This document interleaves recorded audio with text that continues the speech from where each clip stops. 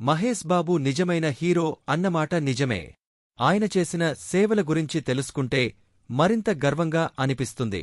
అవును, 4500కి పైగా చిన్న పిల్లలకు గుండె ఆపరేషన్లు చేయించాడట తెలుసా? నిజంగా అద్భుతం. మనకు తెలిసిన కొందరు ప్రముఖులు సేవా కార్యక్రమాలు చేస్తూ ప్రచారం చేసుకుంటారు. కాని మహేశ్ బాబు ఎప్పుడూ తన సేవలను బయటపెట్టడు. కేవలం హార్ట్ ఆపరేషన్లే కాదు, మదర్స్ మిల్క్ బ్యాంక్, బాలికలకు ఉచితంగా గర్భాశయ క్యాన్సర్ టీకా కూడా అందిస్తున్నారట. ఇది ఎంత గొప్ప కార్యక్రమమో!